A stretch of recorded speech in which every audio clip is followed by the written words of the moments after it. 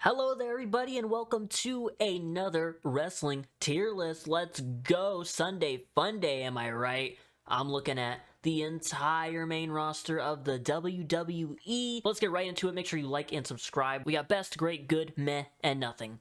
So, Akira Tozawa. He has been mainly put in a comedic role. He appears every so often, and he's either going to get squashed or he's going to do a little funny thing backstage. I personally think it's fine, but he's capable of much, much more. I know he's a talented dude, but he's gonna go in meh, because at least he has his own little role in the company, I guess you could say. So, he's going in meh. Now we have Alexa Bliss, who is, I believe she's out, pregnancy, congratulations, very nice, very cool. But before she left to take her little, leave of absence for baby duty, she was doing not anything too crazy. I think she won the women's tag titles with Asuka. Wasn't it at like a crown jewel or something like that? I swear I'm crazy. I don't know. But she also was doing like the Bray Wyatt stuff. They were teasing the her, Bray, and Uncle Howdy doing a thing. I did not like that whatsoever. She's definitely not as good as she once was back in like the 2018, 2019, 2017, 2016 even. Those were the days for Alexa Bliss, but recently she just, ever since the turn to the dark side, the little Lily doll, it just hasn't been great, but she's still pretty good, so we're going to put her in good. And now we have Aaliyah, who, after spending so much time in NXT, finally came up to the main roster and had a feud with Natalya where they were like world records, like, oh, quickest win, quickest loss, yada yada, yada yada. Other than that, I don't know what she's done. Wait, wasn't she first ever? Not first ever. When Sasha and Naomi walked out and they had the crown new women's tag champs, didn't her and Raquel win them? Is that what happened? Oh my god, I think that's actually what happened. I don't know. I don't know what's wrong with her. That sounds out of pocket. I don't know if she's like injured or anything right now. I don't know what she's doing. There hasn't been an update as far as I've seen anywhere. So I'm going to put her in nothing. She's been doing nothing the past God knows how long. But hey, women's tag champ, that's something. So I have Alpha Academy. We have Chad Gable, Otis, and Maxine Dupree. And Chad Gable's fantastic. We're going to start out with him. He's doing great stuff. He's very funny. He's a great wrestler. Very underrated. There was a lot of talks back in the day like Cesaro's the most underrated guy in the company. Now that he's gone over to AEW, I feel like that spot has been filled by Chad Gable. He is now the most underrated guy in the company. He can have an amazing singles run. If you put him and Otis and Maxine on TV more and more and more, I'm sure the crowd are just going to love him even more than they already do. Chad Gable's great. Otis, they are a package deal here on this tier list kind of, but I'm fine separating them. I think Otis is a funny dude. Heavy Machinery, he was funny. Then, I believe he turned heel, kind of, like, getting all serious with Chad Gable and Alpha Academy, and now they're back to being, like, lovable, like, look at them have fun in there, way to go, guys. So, Otis, I'll put him, as of recently, better than Alexa Bliss, just because, like I was saying, the past, like, few years for Alexa has been, a bit yikes. So, yeah, Otis, top of good, and Maxine, although she just started wrestling, and, just started the whole thing with Alpha Academy, she was feuding against them with Maximum Male Models.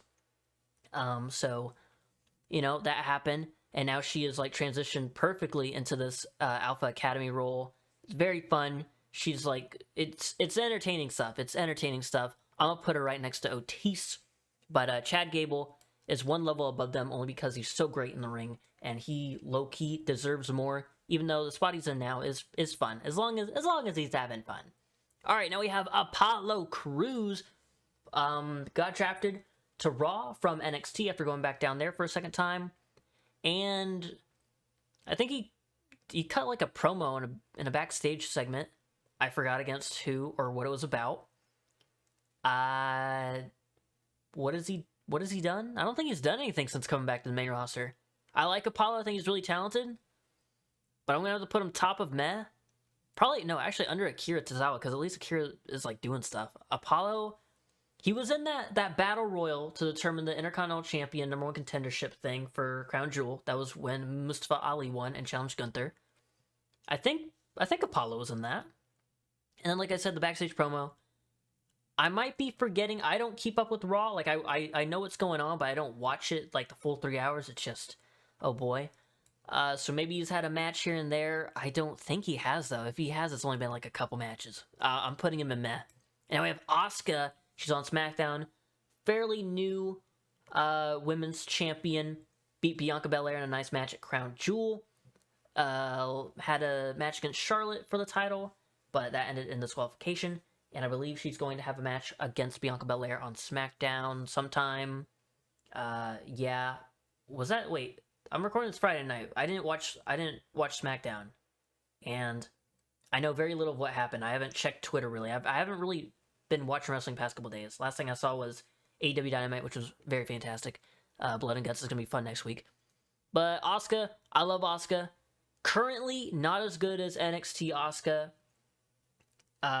But since, you know, being the more, like, psychotic version of herself with, like, the face paint and all that, she's definitely better than in the middle. Like, NXT run was great. Call It main roster was nice. Lost to Charlotte, that sucked. And it was kind of just been a mixed bag for Asuka. But now it seems like she's finally getting her groove back. Overall in the company, though, I think I'm going to have to... I'll give her best. She's hella good. Probably one of their... Definitely top 5 women's wrestlers on their roster. I'm going to put Asuka in best, I think. I think if Chad Gable was given opportunities, I think he could be up there as well. But Asuka, I'm going to put in best. Now, Austin Theory has had a long reign with the United States Championship. I liked him in NXT with The Way. I think he's a pretty good wrestler. It's just, you know, the reign's been meh.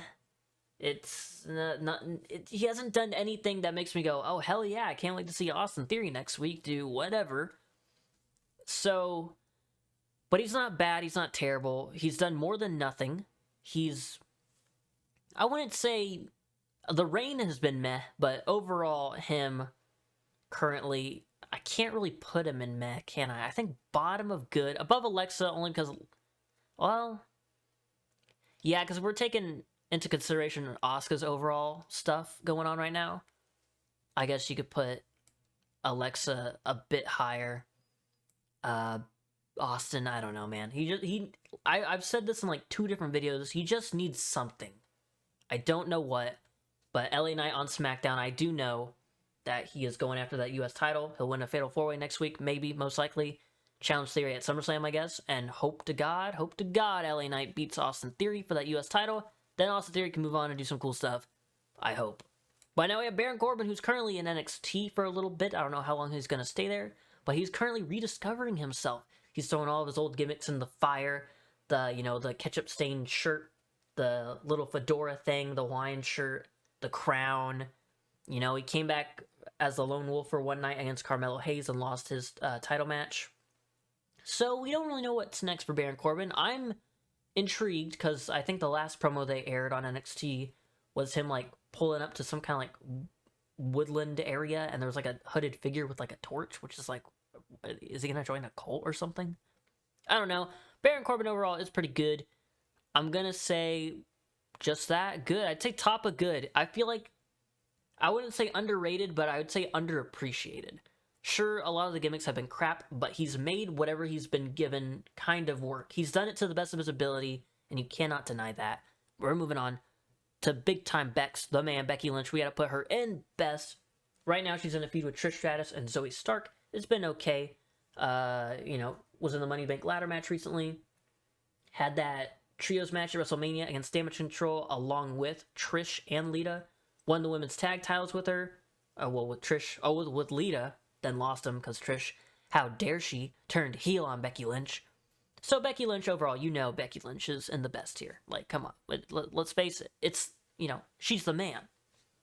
Alright, Bianca Belair, speaking of the man, she's not the man, but she is up there. Look at that. Look at the best column. Filling up with talented women's wrestlers. Bianca Belair has been fantastic. I think she's probably my favorite women's wrestler in WWE right now. Overall, top 5 in wrestling.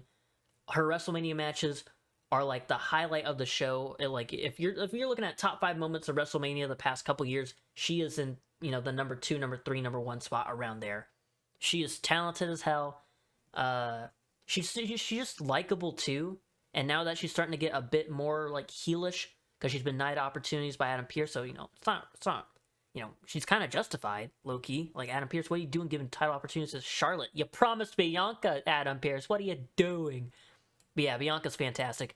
I'd say she's been in WWE a little less than Asuka, but main roster wise, I think she's been a bit more impressive than Asuka. Becky Lynch, I'd say she's accomplished more than Bianca.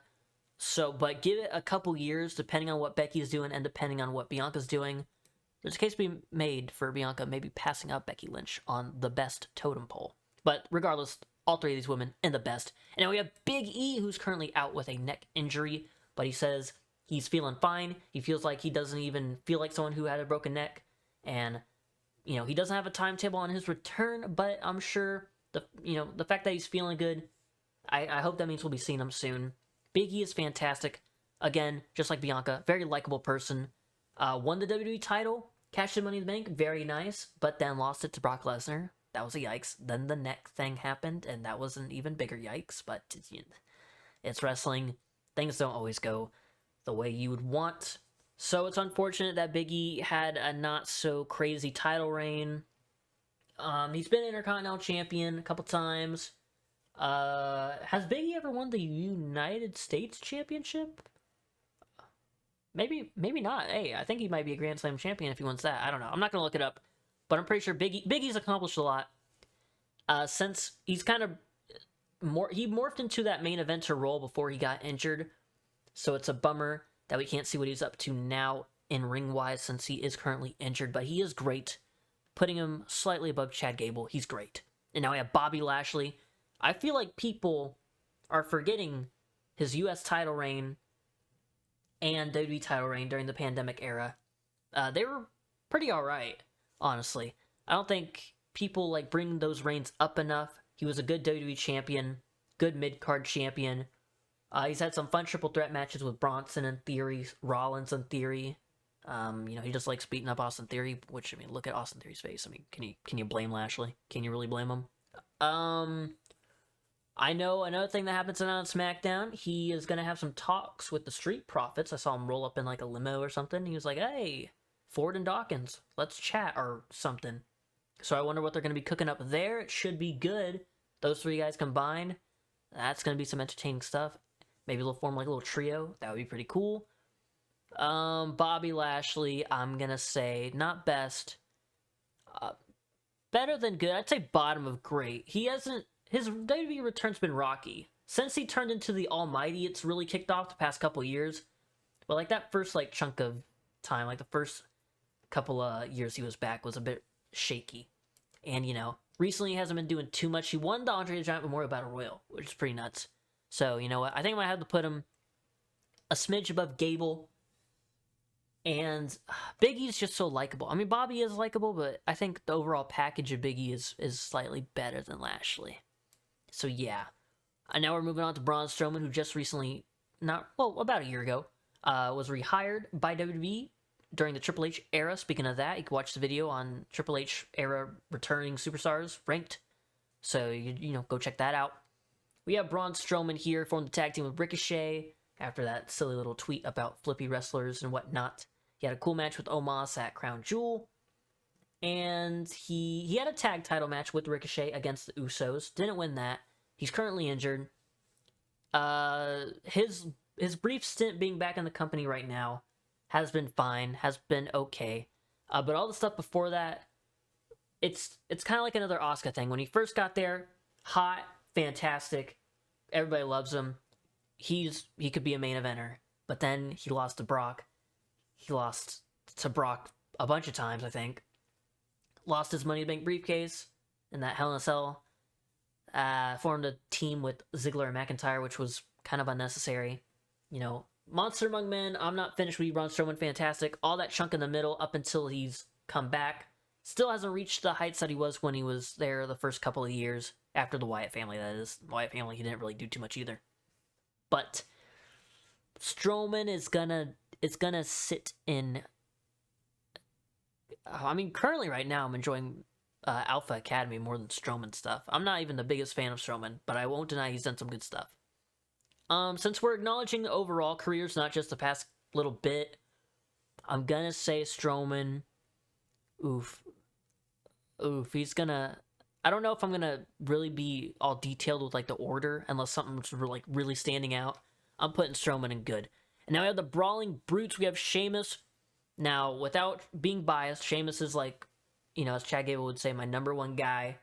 He's probably my favorite in WWE. He's been my favorite since I started watching wrestling. I just love Sheamus. I've loved everything he's done, regardless of, like, how silly it is.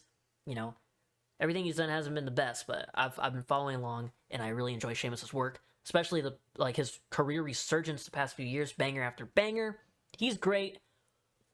Since we are looking at overall, I think there's a case to be made Sheamus could be very bottom of the best. I think once he wins that Intercontinental title, hopefully he does, Grand Slam champion, especially these last couple of years, there's a case to be made that Sheamus belongs in the best. But I think I'm going to put him very top of great, because he had a lengthy world title run, 2012. Even when he was a newcomer, he had 2 WWE titles under his belt. Those reigns weren't anything too crazy. All of his WWE title reigns weren't very good, honestly. And then the World Heavyweight title one, he was just like the World Heavyweight Championship reign of his he was mainly feuding with Del Rio a whole bunch, and that was it. And then, you know, he had a good match with Daniel Bryan at Extreme Rules 2 out of 3 Falls. That was good. You know, but he's just reliable. He puts on fantastic matches. Sheamus is going in great. And we have Butch now, Pete Dunne, NXT Pete Dunne. Would go great without a shadow of a doubt, but since coming to the main roster and being Butch, you know, it just, I don't like the Butch thing. I don't like I'm a scrappy little guy, watch me go, you gotta put me on a leash because I'll run away and fight people. He was good in the Money in the Bank ladder match, and it seems like as the months go by, he's kind of like losing a bit of that Butch, I don't even want to say charm, but kind of gelling back into like how he was when he was Pete Dunne back in NXT. So, but the Butch stuff is just really not it. I'm gonna put Butch in good, but if it was Pete Dunne through and through, I'd probably put him bottom of great. And now we have Ridge Holland. He didn't do much in NXT, hasn't done much on the main roster. Just been, you know, Sheamus's buddy. Put him top of meh. Ridge hasn't really done anything that makes me go, hell yeah, Ridge Holland, let's go. I do like him. He seems like a nice dude. But he just hasn't done really much of anything. And now we have Bray Wyatt. What a career this man has had. Highs and lows. We had cult leader, family, Wyatt family, you know, Bray Wyatt, nice. Family fell apart and he went into some weird feuds with, like, Roman Reigns and who else? You know, other people. Okay. And then, you know, and then obviously we got The Fiend. Fantastic stuff until Hell in a Cell, you know, so that lasted about a good month or two. And then he lost to Goldberg. And then in the pandemic, he didn't do too much. He was just, I mean, he was creepy guy who won the Universal title back for like a week, and then Roman beat him. So, you know, it's been very up and down. And then he returned at Extreme Rules last year, was normal Bray Wyatt, but then brought in Uncle Howdy, and I'm trying to, you know, control my urges, my brother. It's just been rough. Fiend Bray Wyatt was like my favorite thing in wrestling back in mid-2019. But damn, I'm going to put Wyatt in good. It's too rocky with him to put him in great, in my humble opinion. Hopefully, they can do something with him. Brock Lesnar, you know, whole career, he's probably got to go in best. He's been the guy since coming back in 2012. He's been winning titles, lengthy runs. He beat The Undertaker's streak at WrestleMania. He's had crazy-ass matches like, you know, the Extreme Rules match with Cena, where he beat the crap out of him. Suplex City was born. SummerSlam, beat the crap out of John Cena again. SummerSlam 2021, Tractor, tipping over the ring. Holy hell, man. Broke the ring with Big Show. Fantastic matches with Kurt Angle. Brock Lesnar. If he wasn't still wrestling, he would have been in the Hall of Fame a couple of years back. That's a guarantee. So Brock Lesnar goes in the best. He's the beast for a reason. And we have Bronson Reed, who was fine in NXT. I wasn't the hugest fan, but he was okay. North American title run wasn't much. It didn't do much for me, but that was the time AEW kind of like popped up, and I was like, that really had more of my attention over NXT. But, I still think he did solid down there. Got released, came back, did the thing with The Miz for like a couple weeks. Then, started being built back up, and now, since this last Monday on Raw, attacked Ciampa and is back with The Miz? What? That's just... I get that, like, him being somebody's heavy, they have the opportunity for Bronson Reed to betray The Miz and be like, alright, I'm not staying in your shadow, bud. Oi, oi, oi, Australian tsunami. So, I'm gonna say bottom of good. I've enjoyed his recent work. I hope his little partnership that he's gonna do again with The Miz doesn't hinder him from being big bulldozing son of a gun that just wrecks people, wrecks their shit. Yeah, I don't know. And now I have Cameron Grimes to the moon. He's been very, unless it's just me not seeing anything. On the main roster, he feels a bit bland. Down in NXT, he had, I'm wearing a top hat and I'm a cocky heel. And then he had like the to the moon crypto or stock with GameStop or whatever it was. And that was nice. His feud with LA Knight over the $1 million title. That was nice. That was fun. But in the main roster, he just hasn't done too much. And since we're thinking about it, since this is the main roster tier list, that's making me think, if we're just looking at main roster, I might have to slide Butch down here.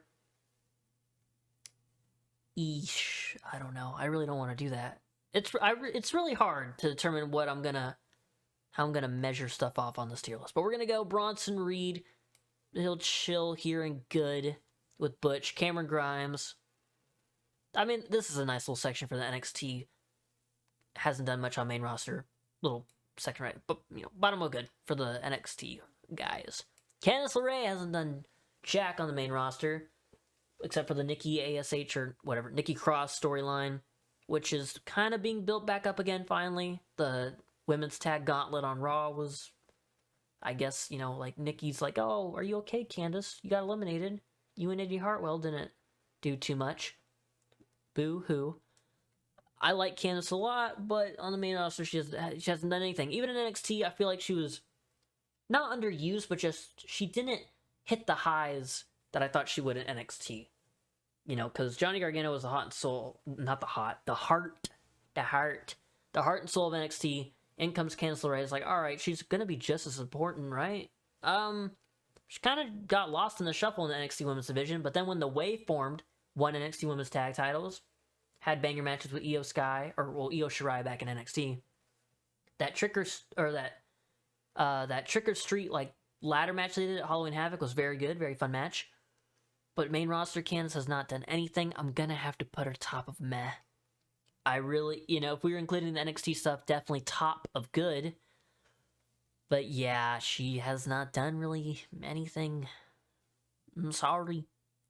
We got Carmella, Money in the Bank. That was fun. Women's champion. That was fun. There was a point where she was doing dance breaks with R-Truth. That was her doing dance breaks with R-Truth. Her and Corey being all freaking horny on commentary and... okay. Her tag team with Zelina was a bit fun. I did enjoy that quite a bit.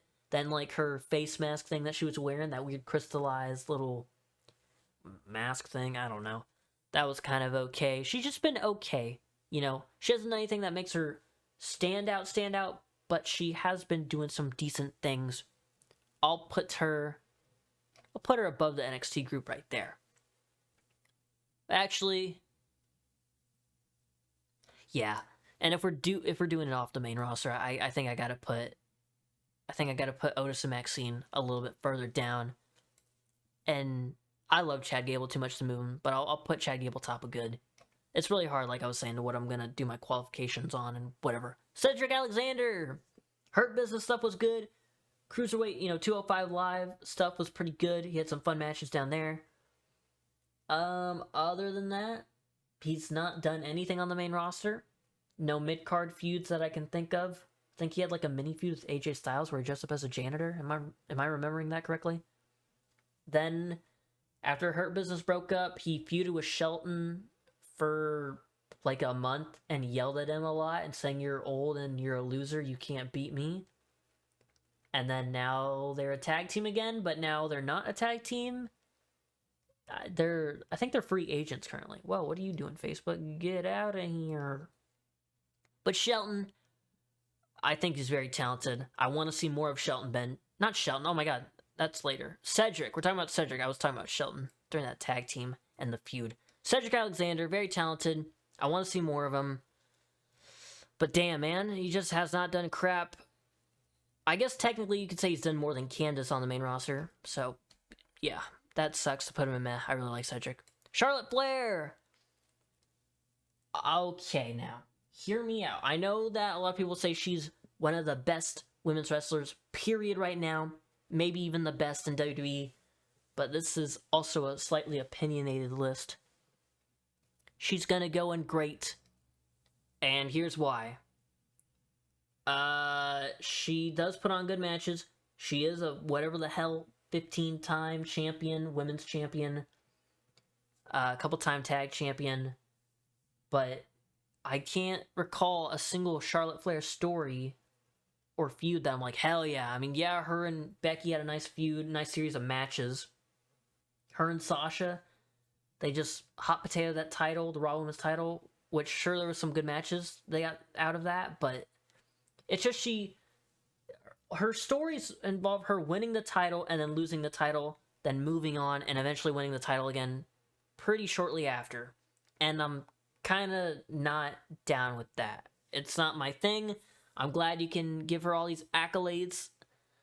And, you know, she is good. She is good. I'm not going to put her in the best only because it seems like all these people up here have more substance and, like, they do things that make you want to root for them. Charlotte, since she always is handed opportunities, although she does work her ass off and has good matches, but she is given way more opportunities than any other women on their roster, and you can't deny that unless I'm forgetting somebody. Yeah. So that's how I feel about Charlotte Flair. I do like Charlotte, but I'm not going to put her in the best because of that. I feel like these three up here have like earned it. Charlotte's earned it, but also overstayed her earned welcome, if that makes any sense. Now we have Chelsea Green as Samantha Irvine? I just know her name's Samantha. I keep forgetting what her last name is. I know it's like Irving. I don't know. Either way, Chelsea Green, very fun since coming back. Her first stint in WWE, like after NXT, she got injured like twice, got released. Now that she's back, she's done the whole Karen thing, teaming with Sonya. I really like their chemistry. Putting her in good. And I'm going to put Sonya in the same spot, but above Chelsea because she's been there longer. And I've always been a fan of Sonya Deville. I feel like she's one of the more underrated wrestlers. When she was like the backstage person with Adam Pearce, she was good in that role. So you know what? I'll bump Sonya up. Yeah, right there is fine. Now we have the American Nightmare. We have Cody. Cody's been great. He had a decent mid-card kind of run in WWE until he left for AEW. Or not for AEW, to create AEW. But he left for the independent scene. Then AEW was born, yada yada. We know that story. Speaking of story, doesn't he have a story he needs to finish? But he's not going to, is he? He's really not. It's going to be a while. Yeah. It's whatever with Cody. He's got to be put in great because his return was amazing for WWE. I feel like he's breathed new life into WWE since coming back. Had a great series of matches with Rollins. Won the Rumble after that gnarly freaking pec injury he had at Hell in a Cell. That was, holy crap. He would be bottom of great just for that match alone. Damn, Cody. Damn. So yeah, oh no, what did I push? I didn't push anything. Alright. I'm just checking to see how far we got. But yeah, Cody's going in great. He lost at Mania. He had a match with Dom at Money in the Bank. He's in a feud with Brock Lesnar that, again, why? And also, the whole broken arm titanium cast thing. Like, okay, buddy. Okay. But yeah, it's Cody. He's been having a big main event boom since returning. And you love to see it for the guy, put in the work, yada yada. Hopefully that doesn't overstay its welcome and we get sick of him. Because, you know, when we got sick of him in AEW, he didn't turn heel, and we just got even more sick of him. So, yeah. Cody Rhodes going in great, for sure. I guess, well, since we're based on WWE, we'll put Cody right there. Now we have Damage Control. First off, we got Bayley. Bayley, I wouldn't put in best. I'd say top of great. I feel like she hasn't had that heel run. She carried WWE, or was a good chunk of the people that carried WWE during the pandemic. Her and Sasha, Thunderdome era, fantastic. I think that deserves a little bit of a notable bottom of the best tier. Bayley, kind of rocky start, losing to Alexa Bliss because she didn't want to hit her with a kendo stick. That was silly, wasn't it? But then she went on to win Money in the Bank, have a nice heel run, and then return, creating Damage Control. They had a bunch of success, winning the tag titles twice. But then she lost to Bianca like 3 times, so it's like, oof, Bayley, oof. You're like, Bayley is in like the perfect cross-section right here, I think. But I'm going to put her very bottom of the best, because she was a highlight of the pandemic era, and it's always lovely to see her on my TV screen. Now we have Dakota Kai. Has only been on the main roster for about a year. Started at SummerSlam. Won the titles with Io. Good showing in the Rumble. They lost the War Games match at Survivor Series. I'd say... main roster-wise, I'd say... I don't know. I'd say about in the middle over here. Io Sky, Miss Money in the Bank, and everything that Io's done pretty much. Or not everything that everything Dakota's done pretty much. So we're gonna bump Io maybe above Carmella. Carmella's done some pretty important things, but Io just seems like there's more audience attention behind her. Like, yeah, let's go, Io. We're pushing for you to have great matches with Asuka and everybody.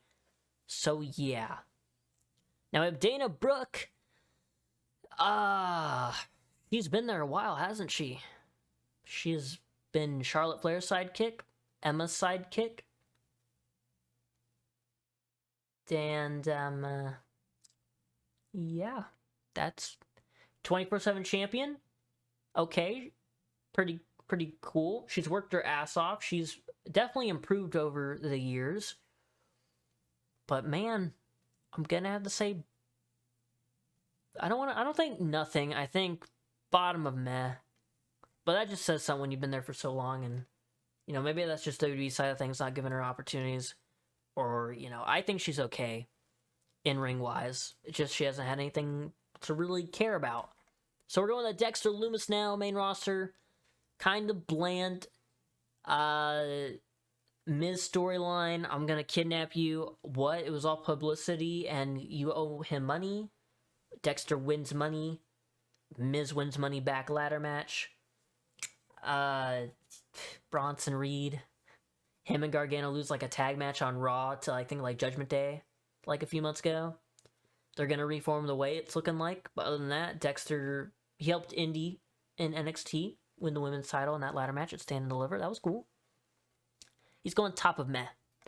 Alright, we have the Diamond Mine, and I know they're not officially on the main roster yet, and Ivy Niles, just wrestled a match in NXT this week. But the Creed brothers lost a loser leaves NXT match, and they're going to appear on the main roster sooner or later, and that means Ivy Nile, I would hope at least, because they're great as like a trio. I'm hoping that means Ivy Nile will follow soon after, so that's why I put him on this list right now. Which kind of goes against what I was saying about judging mainly their just main roster stuff, since they're not on the main roster. So let's have fun. Let's have a little bit of a predictions thing. Their NXT stuff was good. Good enough to put them above meh. What will they do on the main roster? I think they'll be standout. So since we can't know for certain, I'm going to put them in the bottom of good. Hopefully they don't end up like Dexter, Candice, and, Ridge, where it's like, oh yeah, you're good, but you'll just be on screen every now and then. Okay? Hell, maybe they could be the ones to take the titles off Sammy and KO. I would not mind that whatsoever. They're really good. If you don't watch NXT and you've never seen the Creed brothers, go check out a match of theirs. They're really fun, very explosive tag team. Yeah. Ivy Niles still got some, improvements to be, made. But, still very good trio. These three right here. Now I have Dolph Ziggler, a career full of highs and lows, mainly lows, but the highs have been high. Survivor Series 2014 stands out. Cash in, Mr. Money in the Bank. World Heavyweight Championship reign wasn't anything great because of the concussion. He's been pretty good as Intercontinental Champion. He's won that title like at least 4 or 5 times. Won the NXT Championship a year or 2 ago. That's nuts. So, Dolph, bottom of great. He's had a long career. He's had many achievements. It's just he hasn't really reached that top level, and that's a bummer, because I don't know how much time in his career he has left. I know he does a bunch of comedy stuff, so maybe after a couple more years of this whole wrestling thing, he'll be more of a comedy guy, which, you know, whatever he does, I hope he is successful. Now, Drew Gulak, he's currently back in NXT, helping out Charlie Dempsey. I believe that's his name. Yeah. But on the main roster, he was he ever Cruiserweight champion? I think he was for a very, very short amount of time. But that was when the Cruiserweight title was kind of dipping into NXT territory. So, on the main roster, though, he had a great match with Daniel Bryan at Elimination Chamber 2020 before the world went to all hell. Had a nice, like, kind of continued that, like, hey, we're going to be these awesome 2 guys that love wrestling with Daniel Bryan throughout 2020. I think he got released, but then was hired back. For some reason, where I know him most from, or his most notable thing to me, was being, like, 2K22's, like, little trainer guy. Be like, hey, here's what you need to know. Like, the controls and stuff. But he's a very good wrestler. Top of meh, though. He has not done anything of importance. Wasn't he, like, doing a ring announcer thing, and then carrying a cross choked him out? That was... I don't know what that was. I really don't. Now we have Drew McIntyre. He's going in great. Probably above Ziggler. That return of his in 2019? 2018, I think. Oh, no, well, NXT in 2017. And then... teamed with Ziggler. Then teamed with Corbin and Lashley for a little bit during their little Shield feud. And then what was it? Oh yeah, he teamed with Shane McMahon quite a bit. That was, I don't even want to get into that. But then when he won the Royal Rumble, WWE title, he had a decent reign, even though it was like, you know, in the pandemic era, but he did have a pretty good lengthy run with that title. Lost it due to shenanigans. Bobby Lashley and The Miz. Hasn't won the world title since. Hasn't won anything since. He's going into a feud with Gunther for the Intercontinental Championship. I don't think he's going to beat Gunther for that, but overall he's had a pretty good run. It's just, the past year has been a bit rocky. And obviously his first few years on the main roster, when he was the chosen one, then 3MB, that's a yikes. But he really, like, rebuilt himself with that WWE title run and that Royal Rumble win in 2020. So good for Drew. I'll put him a smidge above Ziggler. And you know what? Ooh. Yeah, I think keeping him under Bobby might be... I think I need to put Bobby above Big E, honestly. Bobby's done more. But Big E, like I was saying, he's just a likable guy. All that stuff with New Day as well.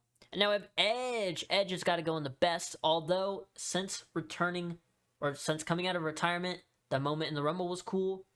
Match with Orton at Mania was long. Greatest match ever with Orton was a good match. Not the greatest ever, but I know what they were going for. So, hey, they promoted the match well. I guess everybody was intrigued. Got injured in that match. Returned 2021 Royal Rumble. Won that from number 1, which, as much as I think Edge is a cool guy, damn, man, okay. And then he lost at Mania against Roman in that triple threat match with Roman and Bryan. Money in the Bank was a good showing, but he lost there too. Yeah, he had a nice feud with Rollins. Feud with Miz. The Judgment Day stuff went on for way too long, in my opinion. It just... Oh, I don't know, man. I don't know. I feel like I wanted something more out of Edge's return to the ring. But the fact that he's just out of retirement in general is super cool. So I can't really put too much negative stuff on that. But I will say, comparing him and Christian's having a fucking hell of a good run in AEW. So out of the two coming out of retirement boys, I'd say Christian's got the edge on Edge. Now we have Elias, Ezekiel, and all the above. He was good as Guitar Man. Very good, getting some heat, especially him and Owens in that Seattle segment, I think that's where they were. And then died. He died. Elias is dead. And then out came Ezekiel. That lasted for a couple months. Elias, again, was not anywhere. And then he's back. And he was with Boogs, right? Yeah, before the draft. And then he's like, I want to be a free agent. And Boogs, you could be on Raw or wherever the hell you are. I don't know what Elias is doing now. If we were looking at the past couple years, he'd be a nothing. But he was good as heel guitar guy. But I get that kind of has like a limit of what you can do. Better than all these guys, really. Yeah, honestly, he's the king of meh. King of meh for Elias. Now we have Emma. Since coming back, okay, dang, okay. Since we're considering the main roster stuff, I'm shaking my desk a little bit. I wonder if the mic's been picking it up the whole time. That would suck. Damn, man. I feel bad for Emma, because I really like Emma. But she just hasn't done really anything throughout all her years on the roster. The first, couple before being released, or however long it was until she got released. Then just this past year of being back in WWE, very bottom of meh. Dana Brooks done more stuff than her, but then again, Dana wasn't released. She's been in the company throughout the past 6 whatever years. So yeah, Emma. Oh, I think I'm gonna have to put Emma top of nothing. I don't think she's really done much of anything. Speaking of nothing, Gable Steveson. Olympic guy, cool beans. We're really hot on this dude, so let's bring him in. He's drafted the Raw back in 2021. Glad he still hasn't made his Raw debut. He appeared in NXT a couple weeks ago, isn't that something? Hit a couple of beautiful looking German suplexes, I will say. But he's done nothing. I mean, sure. Yeah, I think there was reports that maybe he wasn't pleasing he wasn't doing well in his training, he wasn't learning the ropes as fast as people would have hoped. There's also some allegations, or I don't even know if they're allegations, I think they actually happened, but allegedly some stuff happened with him and other people or whatever. I'm not going to get into that, but yeah, I don't know. Even when they announced it oh, this cool Olympian guy, Gable Steveson, I didn't really give a damn. Grayson Waller, the Waller effect. He's been not beefing, but had a little altercation with The Rock on Twitter. Money in the Bank moment with John Cena. Smackdown match against Edge, where he swam. Main roster run's been pretty good for Waller, even though he's only been there a few months. So, and he is still recovering from injury. I think he's probably over it now since he's gonna be since he had that match with Edge, surely he's healed. Grayson Waller's been, the short stint he's had on the main roster has been pretty good. I will say better than Bronson. He's presented better than Butch. Better than Cameron. He's still new, though, so I'm going to keep him under Sonya. Which means I should probably keep Maxine. Ugh, God, voice crack. Put Maxine right around there. So yeah, we're moving on to Hit Row. They came to SmackDown with Swerve. B-Fab got released. Then everybody else got released. Okay. Swerve went to AEW. The other 3 members of Hit Row were rehired. And they have done nothing. They're going to nothing. They haven't even done slightly anything that where I could say, oh yeah, they could go meh. NXT, I love them in NXT. I don't think they need Isaiah Swerve Scott or Swerve Strickland, but it just because since they've been rehired, it definitely seems like they needed him since now they're not doing jack crap and they're not hitting as hard. Like in NXT, they had a moment where they had like a little I can't remember. I don't think it was like an album release party, but they did some kind of like, I don't know, they had like some kind of set where they were rapping on NXT, and I thought, hell, I don't even care for rap music, but I thought, hey, this is pretty cool, pretty nice, pretty sick. And then recently not recently, but on SmackDown, it was Ashante the Adonis, B-Fab, and Top Dollar.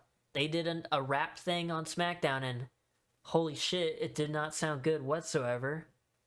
It's ooh, I don't know. Top Dollar posts like, he posts raps on Twitter, and it's not necessarily my style of music, or just like, I guess, flow or rhythm when it comes to if I do listen to rap. So that's just a personal taste thing. Seems like a good dude though.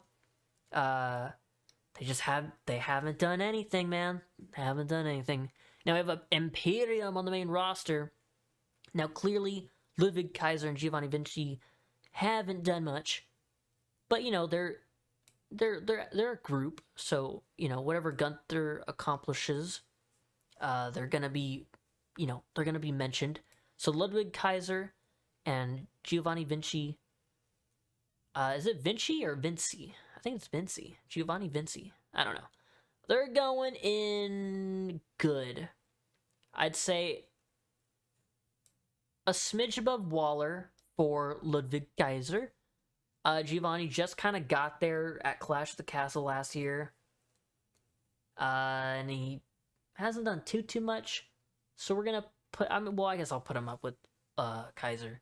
But Gunther, holy shit, banger Intercontinental Championship run so far. And that's basically been his whole main roster run. He showed up, beat Ricochet, I think, a few months after he was officially, hey, I'm here.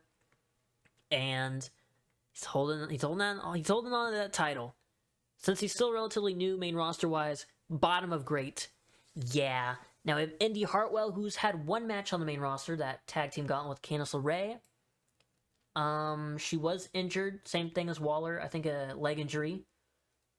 Gave up the NXT Women's title. And then, like I said, the Raw Gauntlet match. So, you know, she's only had one match. She's only been there just as long as Waller, but Waller's been presented as a bigger deal. Indy, because she just hasn't done anything yet, except for, you know, the one match and the one-way segment, she's going very... Oh, well, damn, wait, now I'm thinking about it. Well, okay, if we're looking at it just of, like, a percentage, 100% of what she's done has been fine. So, you know, since she's been there. So we'll put Indy very, very bottom of good. Almost like the same argument for like the Creed brothers. It's like guaranteed to do some good stuff on the main roster, hopefully. So we'll just have to really kind of make more of a prediction than how she's done so far. Now I have Indus Sher.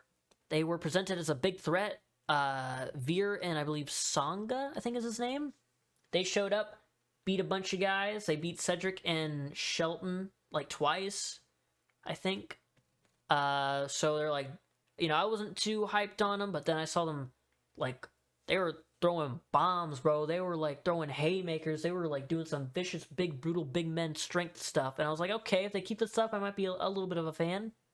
But then they weren't seen on TV. And recently, WWE posted on Twitter that I saw, they're like, Indus Sher is coming to Raw. It's like, well, they already came, brother. What do you mean they're coming to Raw? What? You trying to already, like, reintroduce them to us? Like, what do you mean? We saw them. We know what they're all about. Just keep them on a roll.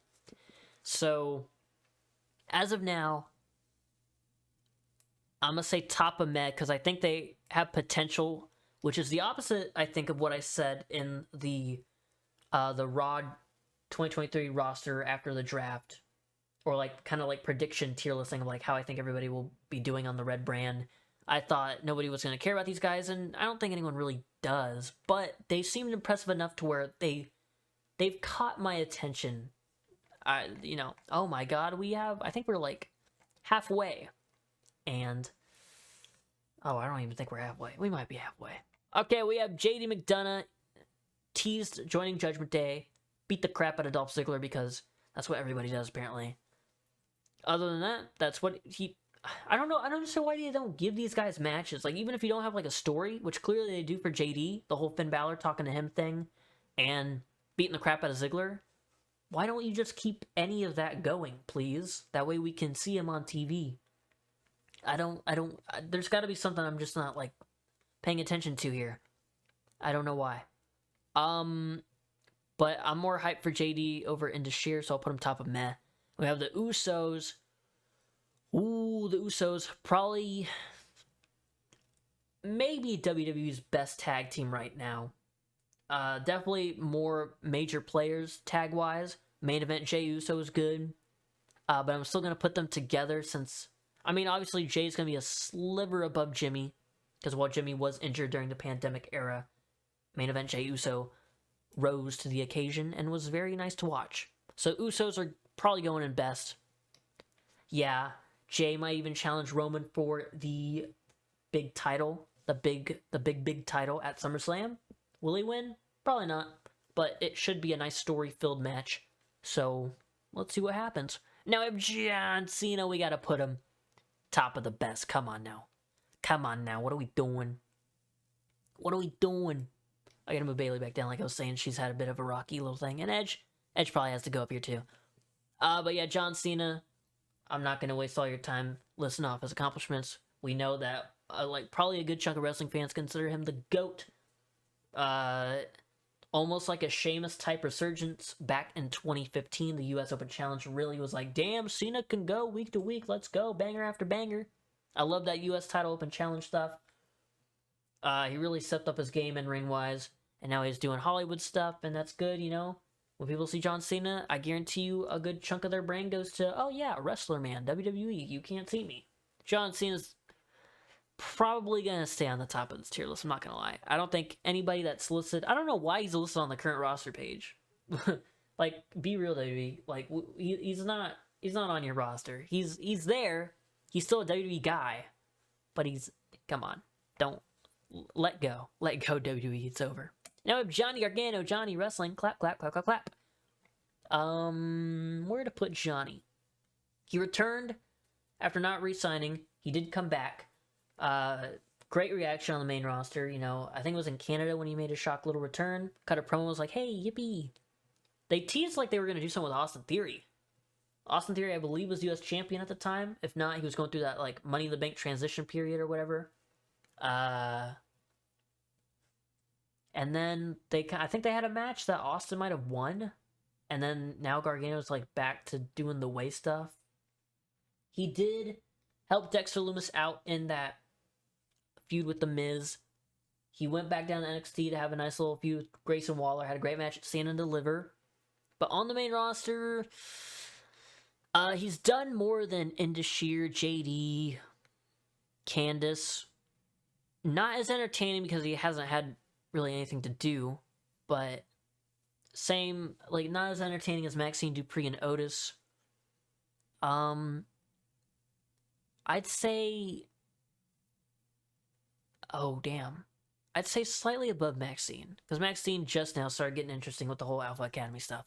Johnny's been doing stuff on the main roster, but it just hasn't been anything like important. So now we have the Judgment Day. We're gonna start with Finn Balor. He's going in great.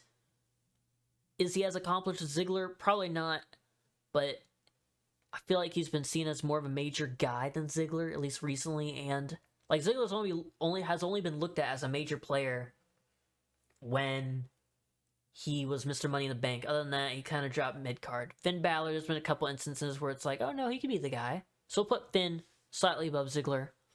Yeah. Damian, Mr. Money in the Bank, I'm gonna put him top of... Whoa, hello. I'm going to put him top of good because it looks like he's going to break that mid-card level and be in the conversation for being world champion. Hell, he's Mr. Money in the Bank. It's almost a guarantee at this point that he will become world champion unless maybe we see some Finn Balor shenanigans. Be like, no, you're not winning that world title before me. It's mine. Now we have Dom. Dom on the main roster has been, you know, he's getting all the reactions, yada yada. Look, if this was just solely opinionated... putting Dom at the bottom of good. But for now, he's done more than Io and, you know, Dakota. But he hasn't done more than Bray or Braun. So yeah, he's going under Bray. But above Io, Dakota, and Carmella. Now we have, oh, well, I feel like I should put Carmella above these guys right here because she has, held on that Money in the Bank briefcase a while, did win the SmackDown Women's title, and yeah.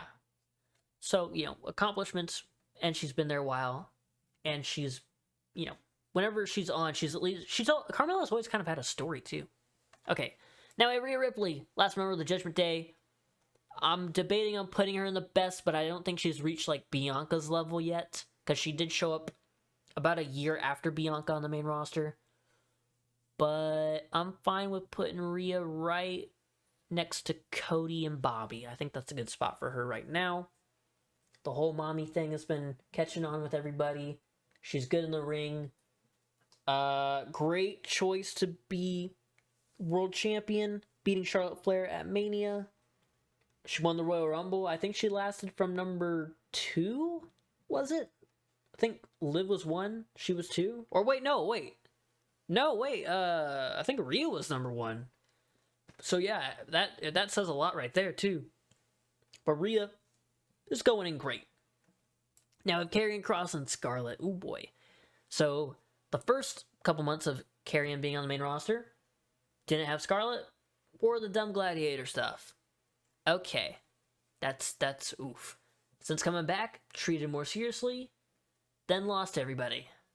Okay, that's an oof. But he does have Scarlett back, so at least he feels like a complete package. So we're going to put Karrion top of Matt along with Scarlett. And now we have Katana Chance and Kayden Carter. I love them in NXT. They were so fun. Probably my favorite women's tag team in NXT. And in the conversation for my favorite women's tag team on the main roster right now. But they've only been there for a little bit. They just were drafted to Raw, a couple months ago. A few months ago, however long it was, 3.5. So we're going to put them... they've done more than Indy. Not as much as Maxine story-wise, but they've had more matches, and they've been fun to watch. So, bottom of good. Yeah. Now, KO and Sami Zayn. KO... Ooh, let's see. They're going in... Both of them are probably going in great, but where? Let's see. KO, Universal Champion, Intercontinental Champion a couple times, US Champion a few times, and main event of WrestleMania with Sami, and Stone Cold for that matter. Holy crap. So Kevin Owens, I'd say a smidge above Rhea. Sami Zayn, lovable underdog in NXT, called up the main roster, didn't do too much, then kind of turned heel and partnered up with Kevin Owens doing the whole yep with Shane and Daniel Bryan. I think he just stayed a heel for a while. He was the Great Liberator. He was teaming with Cesaro and Shinsuke Nakamura, Intercontinental Champion. Pandemic happened, so he was away, but then he came back and was like, I'm the true Intercontinental Champion. Fun triple threat ladder match with Jeff Hardy and AJ at Night of Champions. Or, well, Clash of Champions, whatever the hell it's called. And then, Johnny Knoxville stuff. Fantastic, great match at Mania. I loved it so much. And then joined as the honorary Ooze. Cinema this, cinema that. With the Bloodline. Elimination Chamber. As much as it was a fantastic moment, it sucks that he kind of lost and it ended on a downer. But it then, I was going to say ended on an upper, but I don't think that makes any sense. But then, picked back up with him and Owens winning the titles at Mania, then challenging Roman and Solo at Night of Champions. They beat them. And now, still champions with KO. I think KO's had a better main roster run, but Sammy's had more huge moments. The Bloodline stuff is going to go down in history. Him and Knoxville is like, when we look at celebrity wrestling and comedic aspects of wrestling, that's going to be talked about quite a bit, I can assure you. I don't know. I'm going to say Kevin has had a better main roster go than Sammy, but Sammy they're basically tied. I will say their tag team title reign has been a bit of a lackluster kind of thing. The moment of them winning was great. Them challenging Roman and Solo is like, okay, fine, that's fine. Yeah, they didn't have a match at Money in the Bank. They had that trios match at Backlash. But overall, they're going in great. Now we have Kofi Kingston, multiple time mid-card champion, U.S. title, Intercontinental champion. Tag titles with the New Day, Evan Bourne, CM Punk, R-Truth, you name it. And then, WWE champion, man. Beat Daniel Bryan at WrestleMania 35. Huge moment. Kofi Mania. The reign was oof, but Kofi's going in great. I think I can put him overall. He's been there longer though, so benefit of the doubt. He's going over Sammy. Kevin, I'm gonna put Cody a bit lower. He feels like a huge deal, like the biggest thing in the company right now. But we can't forget that that's only been a year's worth of him being there. And then all the stuff before he left for the Indies was, Stardust. Good Intercontinental Champion reign. Actually, Cody was really good in the mid-card in, between 2008 to 2000 and, what was it, 15 when he left? 16? Besides Stardust, he had the Intercontinental Championship reign, when he was feuding with Big Show, and he brought the white strap back. That was good. The whole mask thing, when Ray broke his nose or broke his face or whatever, that was good. Legacy was fun. A nice little, up-and-comer kind of stable. Orton leading them. And then there was something else I was going to mention that was really good. Oh, yeah. Him and Goldust winning the tag titles together, beating the Shield, and the whole Dusty Rhodes thing. That was a fun little story they were telling with the Authority and the Shield and the Rhodes brothers. So, Cody, you can't. Oh, yeah, Rhodes Scholars as well. That was a fun little pairing, him and Damian Sandow. So Cody was still a pretty, he could have been a world champion before leaving back in 2016. They just did not capitalize on him. But yeah, that makes me want to put Cody a bit more above Kingston. But Kingston's still he's a very accomplished guy, very accomplished superstar and wrestler. Kofi's going in great. So now we're going to Lacey Evans. Ooh. Better than Dana. And that's all I can really say. She has had basically the same gimmick, just depending on who's on the roster at the time, Sassy Southern Belle, she did stuff with Becky Lynch for the Raw Women's title. That was okay. I think she turned face for a little bit early 2020. Feuded with Bayley. Her daughter was involved, I think. Lost. You lost there. During the pandemic, I think she was still kind of a good guy. I think she was still a face. I don't know. Then she turned heel. Then the Ric Flair stuff, that we don't have to talk about that. Then she became Marine girl with sad backstory, but people didn't care. Then she became Cobra Clutch Marine girl, and Sergeant Slaughter doesn't care. It just, and then she also did the thing where she tweeted about autism is fake or something. I think, oh yeah, just for that, go to nothing. I forgot about that. A top of nothing. We'll give her the benefit of the doubt. But no, we'll put her back up above Dana. She's at least had a title match. What's Dana done really? Dana top of nothing. I'm sorry. I feel really bad for Dana. She seems like a very nice person. We have L.A. Knight. Yeah, super over right now. Has been on the main roster. He was Max Dupree, I think. Yeah. But then got rid of all that manager stuff and became L.A. Knight once again. Oh, we're creeping on. It's almost 1 a.m. again. No. We're doing LA Knight. We're putting this man. I don't know. Above Dom, but not above Carmella. I think that's fair. Now we have Liv Morgan. I don't know why I'm not elaborating. It's LA Knight. He's so cool. What's not to love about him? If you say he's just a Rock copy and paste or whatever, it's like, dog. Do you want him to be more bland? What do you want him to say?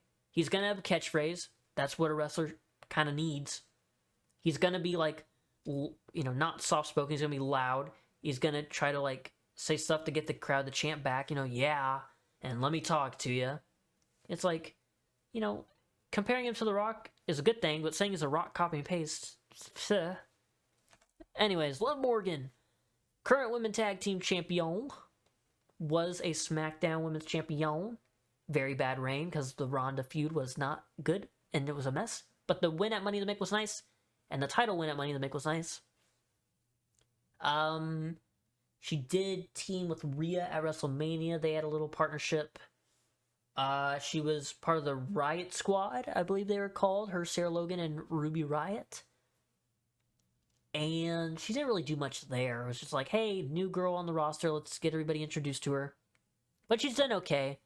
I'd say a smidge above Carmella. The fans really love her, though, so that's something. If it was like looking at all of her fans' perspectives, they'd probably put her in great. But Bray Wyatt, even though it's been up and down, he's done a lot of stuff. Maybe not, championship wins or nothing, but he's done a lot of stuff. And now we have Logan Paul, who is not going in meh. He's going in probably good somewhere. He's been with WWE for about, a year now? A year and a half? WrestleMania 38? Better than... Probably, she's been presented as a bigger deal than Imperium, and Sonya, and Otis. But he's only had a handful of matches. So we're going to keep him under Damage Control, because Damage Control at least have, story, and are there. Logan's like, hey, I'm slightly famous, and I can wrestle good. Yippee. Alright, and now we have Los Lotharios. They're back down in NXT. I don't even think they're doing much in NXT. I think they got brought back. I can't recall what they've done since coming back to NXT, but on the main roster, they were a nice little tag team. I believe they're cousins, I think. And I like the pairing of these two guys. I like the we're so hot and sexy LMAO, let me kiss you, ringside girl, and give you a rose or whatever. But they kind of just were like a tag team. They had a gimmick, and they were there, but they didn't do anything of importance. Top of meh. For Humberto, Garza, on the other hand, has charisma. Oh, but he hasn't won a title, did he? No, I don't think he won a title. But I think he's done better on the main roster than Humberto by a smidge. So we're going to put him right there. That just seems like a nice spot for Angel Garza.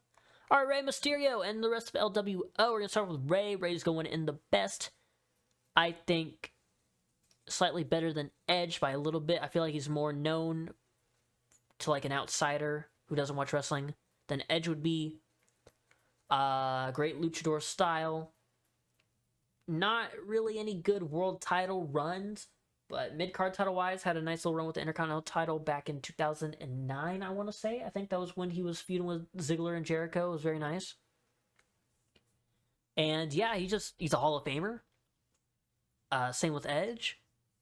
It's Rey Mysterio, man. Probably, at least mainstream-wise, probably the greatest masked wrestler maybe ever. I don't know. That's where I'm leaning towards. But I'm not familiar with other stars of Mexico and maybe some stars in Japan and whatnot. But yeah. Now we have Santos Escobar. I loved him in NXT, and Legado del Fantasma. But main roster, he's had opportunities. He's being presented as not a big deal, but that he's good. So probably under Logan, smidge under. Oh yeah. We'll put him slightly above Grayson, but Grayson probably would pass him up because he's been presented more as a big deal. But he's an LWO led by legend Rey Mysterio, so that is still a good, hey, this guy's good. Cruz del Toro and Joaquin Wild. Joaquin, let's see. We'll put, I guess we could just put the LWO together. They are a stable, and they do the same stuff together. But I will say Joaquin and Cruz, although they have fun tag matches, they really haven't been presented as important as Santos, if that makes any sense. So I'm going to put them under Grayson. We're separating the LWO. Oh no. Well, I mean, we already were. Rey Mysterio's up here, but still. Now it was Zelina Vega. Same boat as Santos. But also she has managerial stuff under her belt as well. So we're going to put her smidge above Otis, I think, honestly. Great as a manager, but then now in her newest run with WWE since coming back after the whole stand with unionization or whatever the hell, the whole Twitch thing back when Vince was in charge. Since coming back, her second run in the company, she's been more showcased as a wrestler. You know, Backlash, special moment for her. She killed it in Money in the Bank. And she's, honestly, I think she'll be a world champion before she hangs up the boots, which probably won't be for a while, but still. Yeah. So Zelina, I think a smidge above Otis.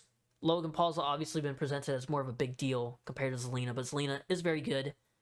Santos will also reach her levels of success within the company within the next few months, I'm sure of it. Aria, Maximum Male Models, they have not been on TV in like months, man. Where are they? They're so amazing. They're so funny. I love their characters, but because they have done jack shit, I don't care. I'm putting them bottom of good. They're too good. They're too good at what they do. You know, I gotta put Mansoor above Marseille because when he was just Mansoor, he did get some. Why did I say like a Canadian? Mansoor? But he did do a lot when he wrestled in the Saudi Arabia shows like Crown Jewel. There's what was the other Saudi Arabia show called? Crown Jewel, Super Showdown, stuff like that. Yeah. So we'll put him above everybody down here. But Marseille is still very good as well. Now we have Riddle, bro. We're gonna put Riddle in good, but where should we put him? He's been showcased quite a bit. You know, they're pushing him as like the funny comedic guy. He has a catchphrase, you know, bro. The flops are flying. I hate that. I don't know if I've ever done a little deep dive on Riddle's whatever the hell. But Riddle's kicking the flip-flops off in the little CGI or little virtual, whatever the hell, little giraffes or birds. Let the doves fly, Byron would say on commentary. It's like, that might be the dumbest and corniest shit I've ever seen, and not in like a LOL. Riddle's so quirky, ain't he? No, not even that kind of way. Riddle, a smidge above Carmella. It's mainly a personal thing, not personal, but like opinionated thing too, because I've just never been too hot on Riddle. I think he's really good. NXT was fun to watch. But just like the stoner bro MMA guy, just, I don't know. I'm not super into it, but I won't deny his talents. He'll go like the upper portion of good. There's a lot of people on good. Yeah. Now, Mustafa Ali, he's not back in NXT, but he is doing some appearances in NXT right now with Wes Lee and Tyler Bate over the North American title. Mustafa going above meh. I'm gonna say more. He's done more than Gargano, Bronson, these NXT guys. These are like the NXT 3 right here. Better than Legato. He's been there longer than Grayson, and he's had some moments. He was a leader of Oh yeah, well, that's not really an accomplishment. I'll put him. I don't know. I can't think of anything like the thing he did with Gunter recently was like the most notable thing he's done in quite a while. Because Retribution, yeah, sure, that's like, I guess, an important role because he's leading a faction. Retribution was crap. And before that, he had a fun match with Orton where he did that RKO counter. He had the thing where he had to miss the chamber because of his injury with like his eye.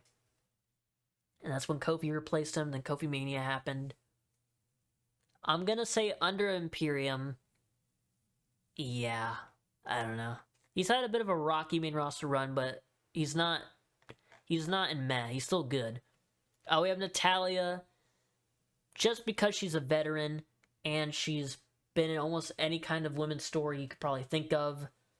There's one that's coming to mind right now. I don't even want to talk about it. Yeah, she was in the Divas era. And then now she's in, like the Let's Go, We Love Women's Wrestling era. I think I could put her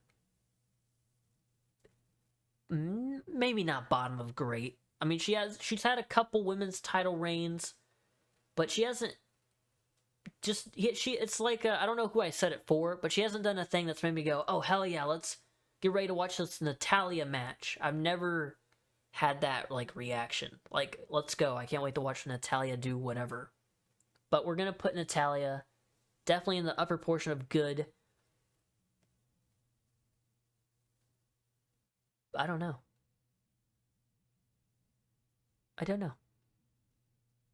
We'll put her under Logan. Because Logan's presented as a big deal. Natalya kind of is, but kind of isn't at the same time. It's more like, oh yeah, she's been here forever. She's the best of all time. Look at how many Guinness Book of World Records she has. Yay! But yeah, Natalya sitting in the good tier, I guess is fair. She's kind of had a middle of the road career in WWE, but she's been there a while, so good for her. Now we have Nikki Cross. She appeared with Sanity, I think. Did she? Yeah, because Sanity got, like, called up before Nikki. Then Nikki came up, but then Sanity got released a bit. Or Damo went back to NXT, so it's like Sanity got broken up. It's like, damn, didn't really even have a chance. She did the teaming with Alexa Bliss, then turned into crazy Nikki Cross. Oh, I know she didn't. She turned into Nikki ASH. Then it was heel Nikki ASH. Then is now back to crazy. I gotta give her meh. Under Carrion, because at least they kind of have a direction for him. Nikki has just been a little all over the place. So yeah. Alright, now we have the OC. We're winding down. I don't think we're gonna make it to 2 hours, which is good. I don't like these things to be super long, but they are tier lists. And we gotta give everybody some shine. We got AJ Styles, he's going. Bottom of the best. Phenomenal, no pun intended. WWE title reign. He had like a kind of short one, then like a long one, where he didn't get to do too much. He was mainly like mid-cardish of SmackDown, but still, long title reign. Okay matches with Shinsuke, okay matches with Joe. Yeah. His debut was fantastic. Ever since... There's like a fall-off period for AJ Styles, I think. I think ever since starting the actual OC, like when he was doing the US title feud with Ricochet, that's kind of been his downfall. I don't think he's reached anywhere near as high as he was. I mean, he did have the feud with like Edge, which was just kind of a big deal. But even that was like, okay, whatever. Let's see. I mean, AJ's going in best. Overall, of all time, like all the companies he's done, he's going up here, bro. He's going next to Edge. But WWE-wise, I think he can sit at the bottom of best. I think that's fair. So yeah. And now we have Carl Anderson and Luke Gallows, the Good Brothers. I like Carl Anderson. I'm like slurring my words, bro. I like Carl Anderson and I like Luke Gallows. I think they're a good tag team, but they were definitely way better off in New Japan, Impact, hell, even AEW, even though they weren't really AEW guys, they were Impact, just crossing over to AEW. They were still like getting more TV time, and then at least they were with the Elite and they seemed important. But damn, on the main roster, they have done jack shit. I think they've won the tag titles like once. They did the whole nerds thing, the beat up John Cena thing. Then they were released, came back. AJ got injured, so they were like, okay, bye. Now he's back, but they are just kind of there, man. I don't know. I'm gonna say... Overall, I'd say, since they've been there longer than Imperium, hell, under Zelina and over Otis. Because Zelina's, like, manager stuff was very good. Mainly NXT, yeah, I will say. But still, she's a great manager. And a great wrestler as well, so, she could do everything. And now we have Mia Yim, who, her main roster stuff has just been with the OC since Triple H brought her back. She's featured currently more than Gallows and Anderson. But I don't know. Meet Lover Supreme playing CSGO. I don't even know who the hell that is. Alright, we're gonna put Mia Yim. She'll hang out with the NXT trio over here with Cameron, Butch, and Bronson, but she's done more than all three of them. Oh, well, Butch needs to go above Cameron. I don't know why I did that. And Bronson needs to go above Cameron. What am I doing there? And actually, Chelsea kind of needs to go above Cameron. What the hell am I doing there? And Johnny needs to go above... Oh my god, I didn't switch these guys when I had the chance to. And Cameron needs to... Yeah, Cameron needs to sit down. Oh my god, yeah, Cameron kind of needs to sit down there. He's only had like 3 matches and he's been kind of bland. So, here we go. We're gonna move Mia Yim. She's if Cruz del Toro and Joaquin weren't in LWO and they were just guys that had fun tag matches every other couple of weeks, she'd be higher. But because they're in a stable like LWO, I think they feel more important. But they do see something in Mia Yim, and I think they do think she's important. So in due time, I think we'll see more Mia Yim on our screens and doing good stuff. But Mia Yim's going kind of like in the midsection of good. We'll have to see what happens. Odyssey Jones, capital N, nothing.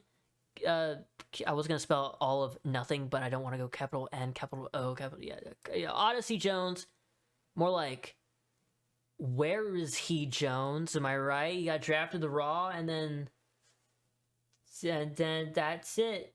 I think he had one video package when he got drafted. I think it was like they just put it on YouTube, and they're like, Odyssey Jones, he was cool in NXT. I think, even though me personally, I didn't watch NXT. I think I've seen two. I saw Odyssey Jones live. The first SmackDown back after the pandemic. Right before Money in the Bank, they came to Houston for SmackDown. It was the Mysterios and Edge against the Bloodline, Usos and Roman. The dark match of that show was Davey Boy Smith when they brought him back. Remember him? Yeah, he didn't get a match on TV. But it was a dark match between, I want to say, him and Odyssey. Damn, everybody's just playing CSGO, huh? And then two other guys, I don't know. So, I did see Odyssey Jones wrestle live. I can't tell you a single thing he did, though. I think he maybe did a gorilla press. I think, because he's a big, strong man. But he's done nothing. Like, I can't fault him. I'm not going to even do the whole prediction thing, because, like, this is just a bold prediction, because obviously they're going to go to the main roster. He wasn't even anything special in NXT, and he hasn't even appeared on the main roster since being drafted. Hopefully they do something cool with him, A big guy like him, I think they can do cool stuff with him. We just gotta see. Omos! Homo sapiens, rise up. We got Omos, he's going... E. Let's see. He's presented as a big boy, which he is. His MVP had the feud with Lashley. Had a fun little match with Rollins at Backlash. Brock Lesnar match at Mania. People said it was good, but I watched it and I didn't think it was anything special. I guess I'm missing something. But he seems like a nice guy. Just he hasn't really had like a feud or like a program that's like, oh yeah, Omos, here we go. So we're gonna put him... I've enjoyed Chelsea's green works in like the past 6 months and all of Omos' stuff. So Omos going bottom of good. I do like the guy, and I do think there is a place for him 100%. Maybe him and Odyssey form a big tag team. Imagine these two guys teaming up. Holy shit. I kind of want to see them now. Throw Bronson in the mix too, and then Strowman. Hell, get your biggest boys and put them in a stable. All right, Piper Niven. She was Dewdrop. Oh god, let's forget about that. But then she's back to Piper. Had a match at Royal Rumble 2022 against Becky, and hasn't really done anything since. She was in the Elimination Chamber 2022 as well, I think. She hasn't really done anything. Where is she now? I don't... What is Piper... Did she have a qualifying match for Money in the Bank and she lost? What's she done? I gotta put her top of meh. No, I can't even put her top. She's gotta be like here somewhere. I don't know. Yeah, Piper Niven's really talented. NXT UK, you can watch some of her work there for sure. She was showcased way better down there. But they just haven't really done anything. Like, her only story was, hey, Eva Marie and I are pals, but she doesn't know my name. Sad face. I'm gonna beat the crap out of her. Happy face. Yeah, sorry, Piper. Alright, we got Pretty Deadly. Yes, boy! Alright, they're fun to watch. I love their tag matches, their little shenanigans they do. Silly little guys. Putting them above Gargano and Omos. Slightly above Chelsea. Slightly above Bronson. Above Butch. Above Mia. Yeah, I think, yeah. I had to think about it for a little bit. Pretty Deadly above Mia Yim. Slightly under LWO, but if they keep going on the roll they are, like the roll they're on right now, and being silly, having fun little matches. They'll probably reach LA Knight territory, honestly. They're just fun. They're fun lads. Yes, boy.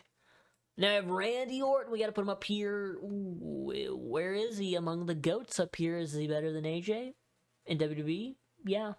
Bailey? Yeah. Usos? Yeah. Asuka? Yeah. Bianca? Yeah. Becky? Yeah. Edge? Yeah. Ray?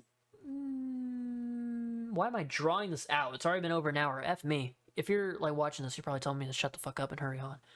All right, we're gonna put him a smidge above Lesnar. They're about tied for me. Orton spent longer in the company because, you know, Lesnar was gone for a good chunk during the 2000s. But yeah, Orton, just like Cena, what else is there to say? Man, like, he's done it all. He's injured right now, but he might be coming back soon. Hope his recovery is going well if he's still kind of, you know, hurting a bit. But yeah, it's the Viper, Randy Orton, man. I'm not. We could be here forever talking about him and Cena's accomplishments. Top of the best here. Now I have Raquel, current tag team champion, along with Liv Morgan. She's kind of being built to be Rhea's next challenger, or one of her next challengers, which I'm down for that. I think she's a good choice to be a contender. But overall, on the main roster, she's kind of just been, hey, I'm tall and muscular, and I have a pretty smile, don't I? So we're gonna put her under Sonya. I think that's a nice little spot for her. She still has a bit to do. But I like Raquel. If they just give her some more depth, I guess, and we get to see her have like some good standout matches, I think, you know, there's no reason not to put her a little bit higher. But for now, kind of chilling in the middle next to Imperium. Yeah, we got Rick Boogs. He was fun with Shinsuke. Injury happened at Mania. That's unfortunate. Came back. People didn't even really care about his comeback, which you gotta feel so bad for the guy because he was so over. You know, the Shinsuke Nakamura playing the guitar down to the ring is very nice. But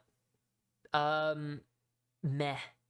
But I mean, a lot of people I think were more into him than Apollo, at least during the whole Shinsuke era. But that didn't even last that long. We're gonna have to put him bottom of meh, borderline nothing, teetering on nothing. But yeah, sorry, Boogs. Now we have Ricochet. He's one of my favorites to watch. He's so fun in the ring. U.S. champion, Intercontinental champion.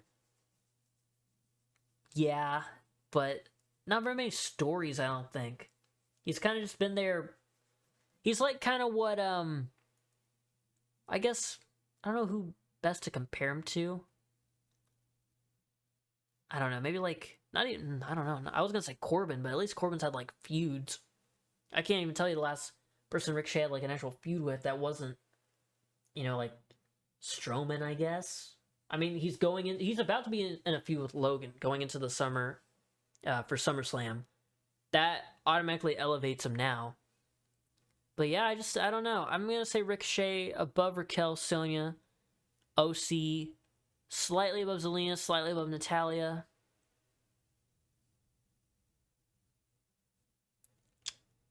Put him under LA Knight. He's fun to watch in the ring. What can you say? Yeah, I don't know. He's kind of like in like a blank spot for me. Like NXT, I could tell you all the stuff he did and all the things like all the people he feuded with down there.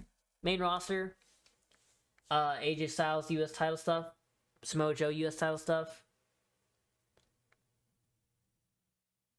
Yeah, I think he had a thing where he got RKO'd every other week by Orton, right? I couldn't tell you. He's been in Money in the Bank a couple times. That's pretty cool. All right, we got Riddick Moss. You're going to nothing, pal. Under Dana, under Emma, under Aaliyah. Well.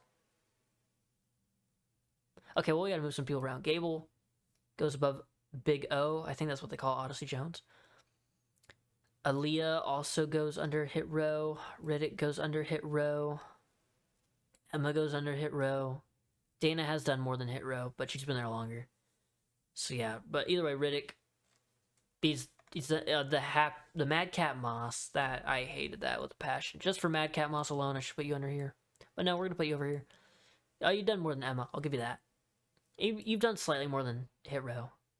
Barely. Just barely, Riddick. Just barely. Now we have Robert Roode, who's... God, how long has it been, man? A year and a half? It feels like it's been 2 years since we've last seen Robert Roode. He was with the Dirty Dogs, him and Ziggler. But he's had, like, stem cell surgery, so probably neck injury, back injury kind of thing. So, yeah. I think there was a report that said he's not close to returning, but he is, getting the surgeries he needs. That's a bummer. Main roster, won the U.S. title, Dirty Dogs. That's it. Yeah, we're gonna put you above. We're gonna put you above Mia, maybe? Because they kind of got rid of the Glorious thing. Oh yeah, him and fucking Gable were a tag team. What? What was that? That's so random, bro. I think they were tag champs too, weren't they? What the hell? I mean, I guess since he's won titles, I guess you could maybe put him a smidge above all these guys. A smidge. Yeah, I guess that's a good chunk to put him above. I don't know. I don't know. Robert Roode, I miss him, man. I love Bobby Roode from NXT. I love Bobby Roode from TNA. Robert Roode, why'd you have to change the name? I was gonna say why'd he have the injured, but that's not his fault. Alright, so yeah, we're moving on to Roman Reigns. Here he is, the big dog, the head of the table, the tribal chief, the big boy champion. I keep forgetting what to call the title. It's like the Universal Undisputed WWE Undisputed Universal, or the Undisputed WWE Universal Champion. I'm just gonna call him the big boy champion. Roman, WWE-wise, especially... Okay, let's look at the first chunk. Alright, before leukemia and then dipping for pandemic, then coming back during pandemic. Let's do 2013 to 2019 Roman. Or 2018 Roman, I should say. Shield, good. After the Shield, okay, he's cool. Oh, wait, he's winning everything. Oh, God, boo, boo. Hey, you had a fun match against AJ at Extreme Rules. Yay, but also boo. Then 2017. Okay, it's been so long, and the stuff he's doing now is so good. It's hard to remember everything he did back when everybody hated him. So now, back 2020, he's back. Wins the Universal Championship. Does not get pinned until recently. Jey Uso pinned him, which, holy crap, Jey Uso, way to go, brother. Roman's held that title since then. He unified it. He won Brock's WWE title. That was fucking dumb. Roman, I'll say what I want about, the Bloodline story. Everybody loves it. I think it's good, but I don't love it. I'm not as crazy about it as a lot of people are. But I do like it. Do not get me wrong. I think it is good storytelling. And the best thing WWE have done in years. But, there's been some crazy stuff happening throughout the past 3.5 years. But Roman, better than... I gotta put him... Is he a legend like Edge, Mysterio, Brock, Orton, Cena? Can we say that? I'd say when it's all said and done for Roman, he could be above Brock or above Rey. Honestly. But right now, you can't deny that these 5 right here are legends. Roman is 100% getting there, though. Like, he's gonna... Like, if he were to retire right now, a year will go by, and be like, oh, we missed Roman. And then, after that year goes by, I'll be like, that man's a legend, bro. That 3-year-long reign, magical. Best. It really, revitalized WWE. It's like, holy shit, they gave us something to care about. Let's effing go. Yeah, Roman's in the best for sure. Now we have Ronda Rousey. She might leave. Oh no, she's having a feud with Shayna. Then she might leave. And wish I could say I'm sad to see her go, but the last few years of Ronda's WWE run has just been very awkward and, like, lackluster, I guess would be the word. When she first got there, her first year, debuting at Mania to the Triple Threat Women's Main Event at the next year's Mania. Good stuff all around. Well, I wasn't the biggest fan of Ronda because I knew they were going to give her the title almost immediately, which they didn't give it to her immediately. Good for them. But they gave it to her at SummerSlam, you know, just like a few months after Mania. Like, Mania's in late March, early April. SummerSlam's like August, so, you know, they gave her like 5 months, and then they gave her the title. But yeah, the first year was a nice, fun little run. And then she didn't do anything during the pandemic. Came back 2022. Hated that. Did not want her to win the Rumble, but she did. Did not want her to win the SmackDown Women's title against Charlotte, but I didn't want Charlotte to even have the title in the first place. But she didn't win that. Then won it from Charlotte. Liv cashed in. Cool. Won it back from Liv. What the fuck are you doing? Then lost it to Charlotte? Yeah, she lost it to Charlotte on a SmackDown. What? So yeah, Charlotte had it. Ronda had it. Liv had it. Like, the only champion, women's champion of that year were like, yay! Fun women's champion. They screwed Liv over to have Ronda have it again. That was so... Just reminding myself of all this shit makes me mad. But she was an important player for WWE that first year at least. You know, UFC crossovers like, whoa, damn, look at her go. Better, that first year was great. So yeah, put her above Liv, I guess. Maybe sink back down a bit now. Sink back down a bit. I don't know where to put her. I guess put her a smidge above Carmella. I don't know. We have R-Truth. I believe he is also injured. He went back down to NXT to hang out with them. I think he did like a dive over the top rope and it messed up and his leg got hurt. But overall, R-Truth was in WWE around like 2000, I think. He was like K-Quick. I think that's what he went by. Came back, I want to say 2008, maybe? On SmackDown, he was like a motivational kind of guy. He was like, I grew up here in North Carolina. Yeah, what's up? The crowd really were into him when he came back to SmackDown in 2008. Because I was watching old SmackDowns, and I think that's where he made his return. And the crowd really were digging him. He came through the crowd and did the what's up thing. And he still does the what's up thing to this day, so hey, it's working for him. Good stuff. He's been a tag champ with Kofi Kingston. I think a 2-time U.S. champion, I want to say. 24/7, 7-Eleven, I-45 Southwest Freeway champion. That was fun. R-Truth's fun. He hasn't done anything, like, important, but everything he's done has been fun. And you can't deny that, which leaves him out of meh. He's had a longer stay than all these guys, so I can put him above all these guys, probably. I'm going to put R-Truth a smidge under Imperium, because obviously, I want R-Truth to have a good mid-card title run. Have him win the U.S. title from Theory, if he was, you know, healthy right now. You know, because Theory will be like, I'm cocky as all hell, I'm better than R-Truth, I beat Cena, LMAO, what makes you think R-Truth's going to beat me? Oh, R-Truth won the U.S. title. Have him hold that thing for, like, at least 3 months. That's all I'm asking. Because R-Truth can still move pretty well. He doesn't look like he's even aged. If anything, he's probably gotten younger because he knows some secrets that we don't know. R-Truth is great. You know, I'm just hoping for the best for R-Truth. Hope he gets well soon. Now we have Seth freaking Rollins. He's going in the best as well. WWE run has been better than AJ. I'm going to say yeah.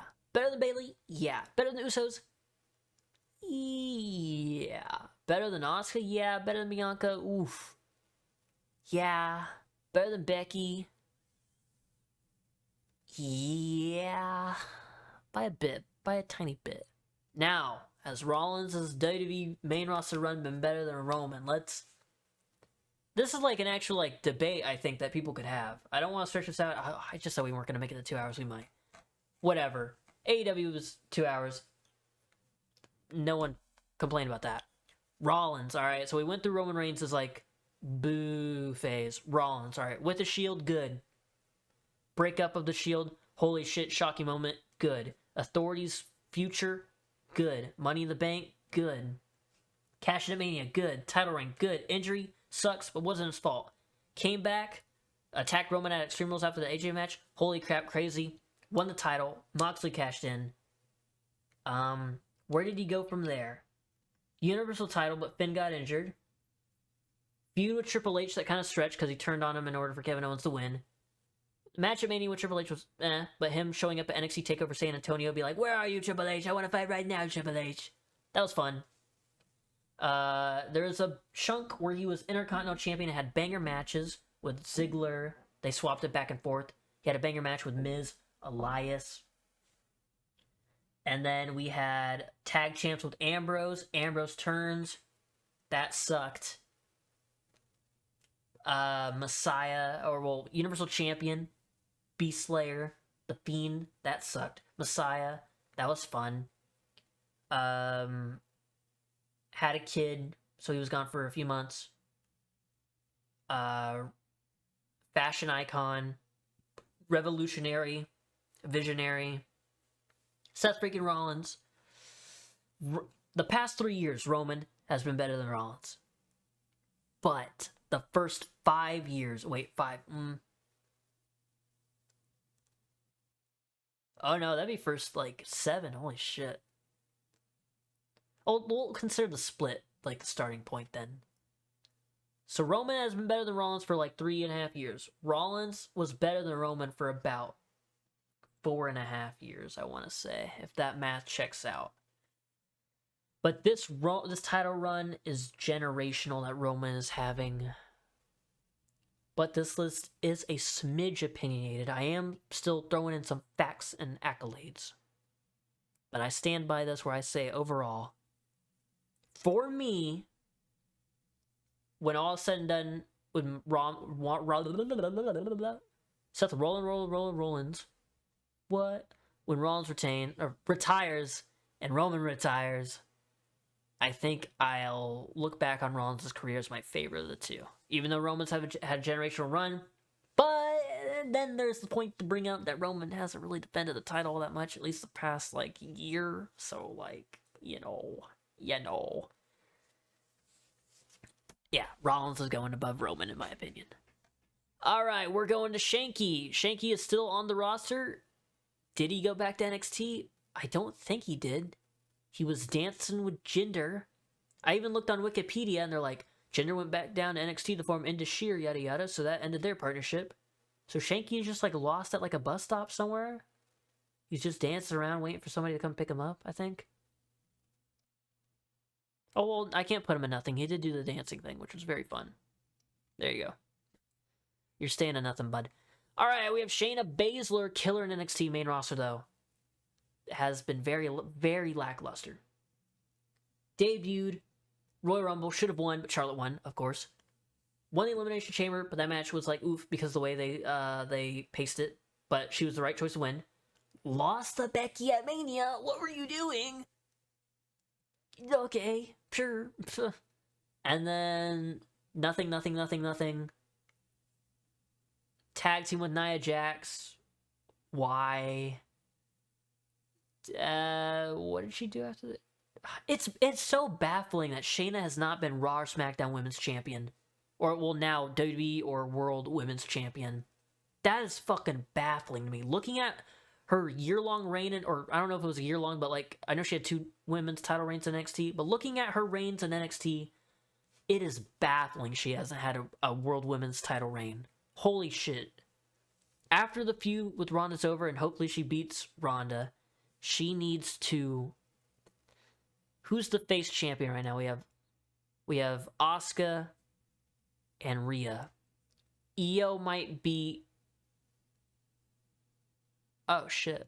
Alright, let's do some fantasy booking. Rhea and Shayna, same brand.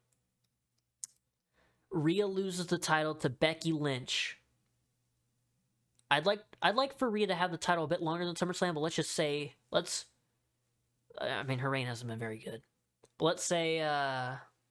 No, let's say Raquel Raquel, Rhea, SummerSlam, Big Mommy Cool versus Mommy. Rhea wins. Loses the title to Becky. Shayna says, all right, MFer, I bit a chunk out of your neck, and you still beat me at Mania. I'm rewriting history. I am beating you. And Becky's like, all right, fight me, Irish Lass Kicker. I'm the man. Big time Bex. And then Shayna wins. Shayna wins at the Rumble. She beats whoever wins the Rumble at Mania. Says, fuck off.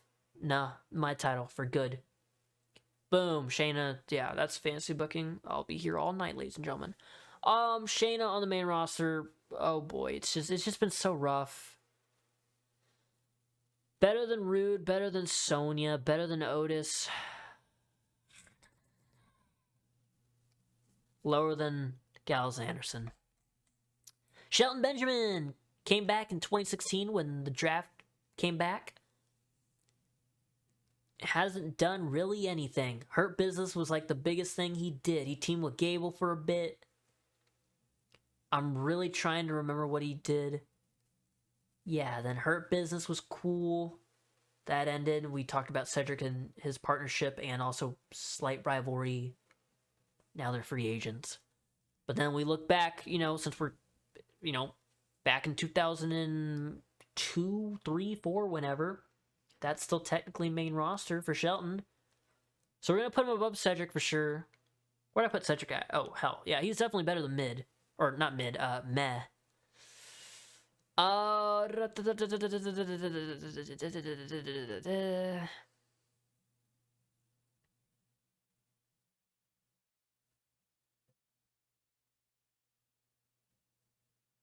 Yeah, I'd say right under Ronda Rousey. He's never been presented as a big deal like Ronda has, and how slightly Riddle has, and then, all these guys going upwards. Oh, yeah, well, if I gotta be realistic, then Gable's gotta go down. This was still, slightly on the opinionated side. Gable's going above Natalya, I guess. But yeah, I think that's a good spot for Shelton. He's a veteran, crazy ladder match stuff. ECW champion. Was he ECW champion? No, I think he just had a match against Christian in that TLC, or that ladder match at TLC. Yeah, that was good. But he's been a Intercontinental champion, tag team champion, world's greatest tag team.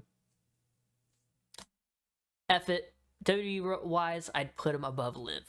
Alright, we're going to Shinsuke Nakamura. NXT stuff was great. Main roster stuff was okay the first... Oh, well, no, he lost to Jinder. Oh, my God. He lost to Jinder Mahal twice. Won the Rumble.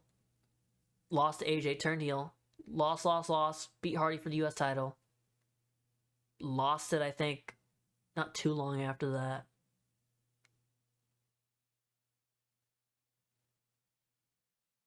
Who did Shinsuke lose the US title to? Holy shit, I'm blanking. Shinsuke, he won the tag titles with Cesaro and Intercontinental title from, I don't know who, but he just, he won it.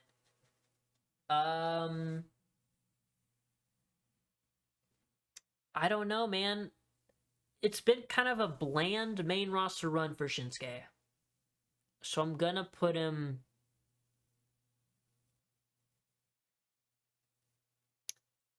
a smidge above Logan, because he did win the Rumble. He did have a lot of WWE title matches. Yeah, well, no, I'll put him a smidge above Ricochet in LA and Ronda. Riddle can dip down a tiny bit. Alright, we're moving on to Shotzi Blackheart. She's done pretty much nothing. And I hate to do this because I love Shotzi Blackheart so much. I want so much for her, man. But she's done really nothing.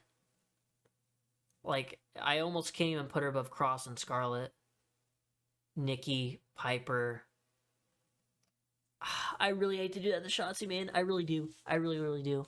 I hope y'all believe me in the comments. Let me know if you believe me in the comments. But I love Shotzi Blackheart, man. She's so unique and cool. On SmackDown, she shaved her head since Bayley, clipped her little hair extension thing, whatever it was. So I hope we get a maniac Shotzi, reckless, I'm gonna fucking beat the shit out of you. I hope we get that version of Shotzi. Please. Now I have Solo Sikoa. Let's see where we put Solo Sikoa. Has been on the main roster for about a year, Clash at the Castle, so about 10-ish months, I think, would be a good estimate. I'd say he's already, dude. Probably under Shinsuke. Yeah, I think that's a good little segment. He's been in, like, the biggest storyline. Hasn't had any title matches, I don't think, on the main roster. He's mainly just been chilling with Roman, but doing all the heavy lifting, you know, being the one to wrestle every week, because Roman's not going to do that.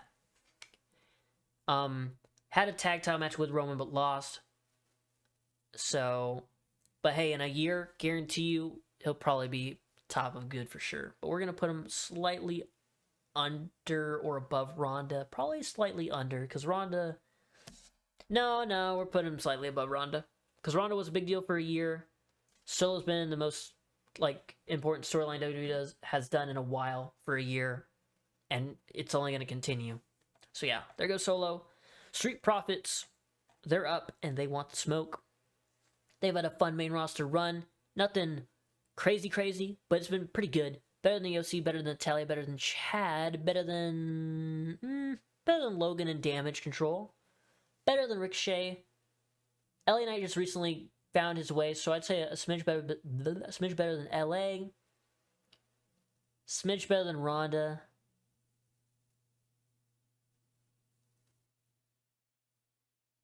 Ooh, this is like tough waters, because these are all like a group of people right here that have done good things, but also kind of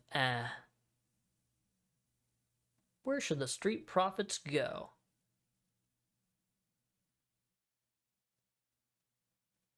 I'm gonna say smidge under Sikoa.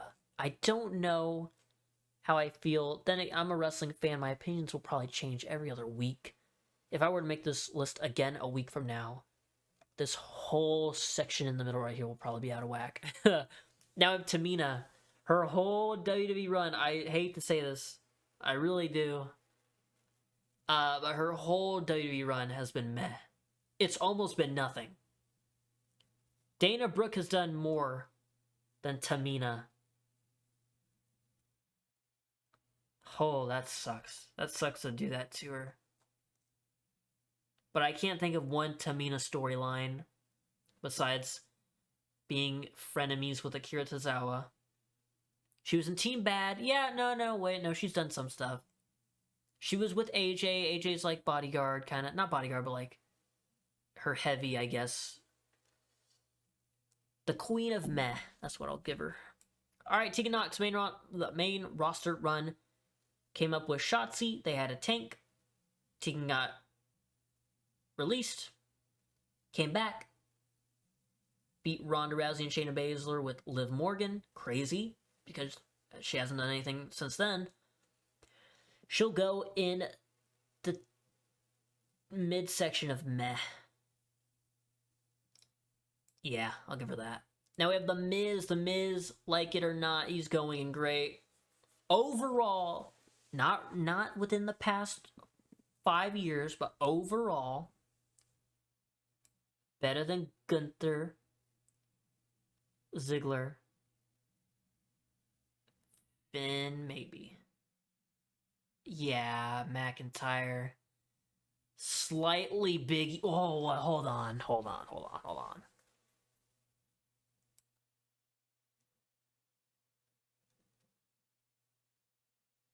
Oh, shit. Because let's face it, Miz has achieved more than Cody. But is he better than Cody?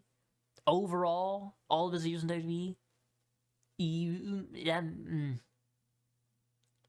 Overall, we're going to put him right under Sammy and KO.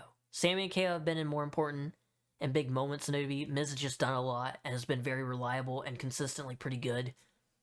I'm going to leave it at that, because I feel like this is the most controversial placement. Alright, we're almost done. We got Ciampa. Was Miz's sidekick on the main roster. That sucked. Has been injured, just came back, lost to Miz again because Bronson. No, well, not lost to Miz again, but lost to Miz because Bronson. That's stupid. I don't know why you did that. So Champ on the main roster, holy shit, I hate to do this. He's done less than... Oh no, he's been about the same. He's done about the same as Johnny Gargano, maybe a bit more. I'll put him right next to Johnny. Because he's just been Miz's sidekick and then injured. So, yeah. Trish, she's got to go in the best. The years before retirement was one of the standouts of WWE's early women's division.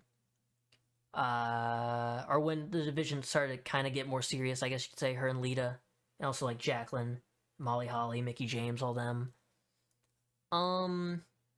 Overall, has she had a better WWE run than AJ? Probably. Better than Becky, or not Becky, Bayley. Trish is a legend, but I think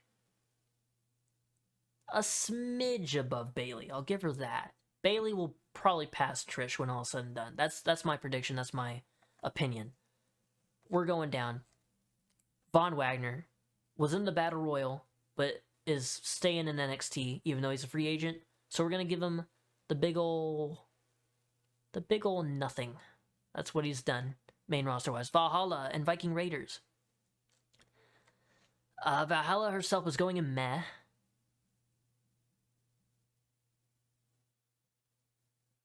That's a good spot for her, meh. But the Viking Raiders have been on the main roster longer than her. Oh yeah, well she had all the Sarah Logan stuff, but even then she didn't do anything. Viking Raiders. Oh, they were Raw Tag Champs. And then it's been downhill basically since then. Then they were comedic, big, funny Vikings with Street Profits, which that wasn't very good. Now they're like evil, more serious emo Vikings. Fine, I guess.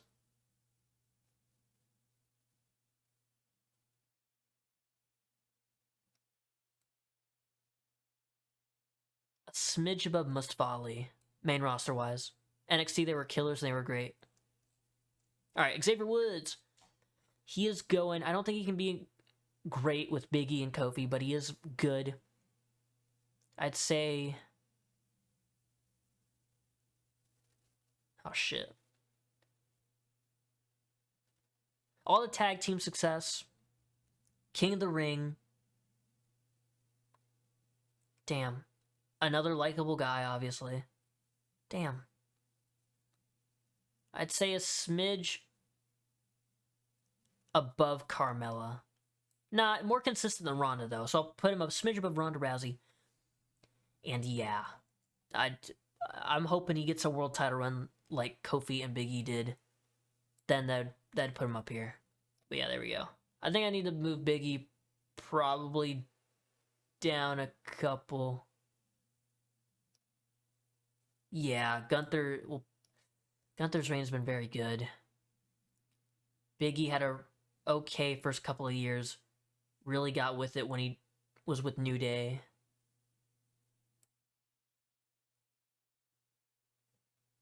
Yeah, give it more time and Gunther overall will pass Big E. Alright. Now we're going down to Xia Li. She's done meh. Done jack meh. Done nothing. Done nothing.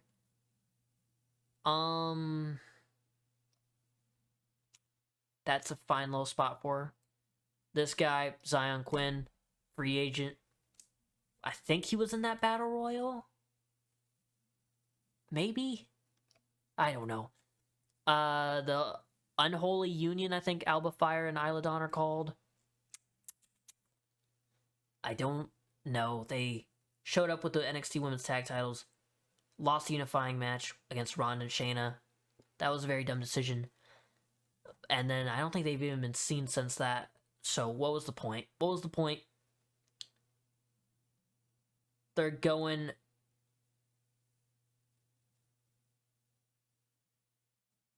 a slight little space above Katana Chance, Kaden Carter, only because, you know, they had a tag title match, so I guess it's something important. But these two have been wrestling more and more consistent. Alright, and finally, but certainly not least, one of my favorite up-and-coming women's division stars, we have Zoe Stark. She's going in good for sure, but where is she going? She's been presented as a big deal because she's with Trish. I'm gonna say better than Robert, a smidge better than Otis. She's had a more consistent start than Shayna did, because Shayna popped in, lost Rumble, won Chamber, lost Mania. Zoe popped in. Well, she hasn't really done much. Like, yeah, she's with Trish, but her herself has not really done much. So I'll put her a smidge above. Oh no. A slight little bit above Grayson, because Grayson's been getting some big moments. Zoe's more consistent, but like on a lower level. And there we have it. There's everything. I'm exhausted. 2 hours. I'm sure you'll just click through and look at what I said about your favorite guys and gals. Thank you for watching. Really quick little slow scroll that we can see it. There we go. Goodbye.